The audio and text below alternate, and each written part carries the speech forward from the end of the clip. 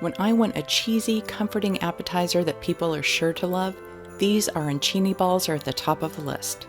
Ooey, gooey cheese surrounded by seasoned rice and crispy panko will have everyone oohing and eyeing. So grab a cup of hot cocoa. It's time to make some magic in Mrs. Kringle's kitchen. Make sure you hit the red subscribe button and click the bell to be notified when new videos go live. For returning subscribers, welcome back.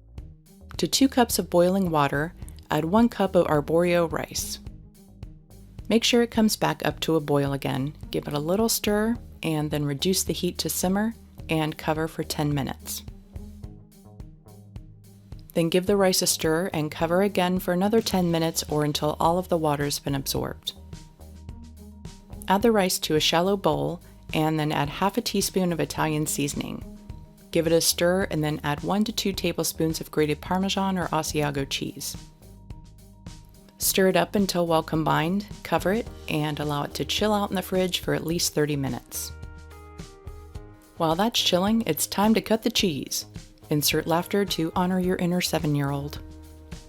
Cut Havarti or Fontina cheese into small cubes and then preheat your oven to 400 degrees. When the rice is cooled, grab a small cookie scooper and give a generous heaping scoopful and kind of mush it together so that it stays in a ball shape. Make a finger-sized well in the middle and place a cheese cube inside.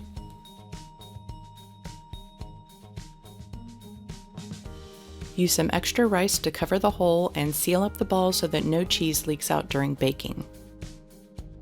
If the rice is sticking to your hands, run one of your hands under cold water and it'll help. Repeat the process with the rest of the rice. I made some larger and others smaller, and I just cut the cube cheese in half for the smaller ones. Then cover it with plastic wrap and place it in the freezer for 10 minutes. Mix half a teaspoon of Italian seasoning with half a cup of panko and roll the rice ball into the panko. I want these to be light and crispy, which is why they'll be baked, and it sticks just fine without an egg wash. Repeat with all of the arancini. I put a little panko under the arancini as well. Bake them for 15 minutes. Then remove them and give them a turn every 5 minutes for another 15 minutes to evenly brown. I like mine really lightly browned, but feel free to go as dark as you prefer. Arancini balls are the perfect starter to an Italian feast or your favorite finger food.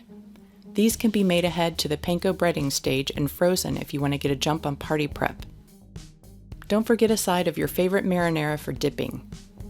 The gooey cheese surrounded by pillowy rice and a crisp shell is the epitome of comfort food, and this dish will not last long.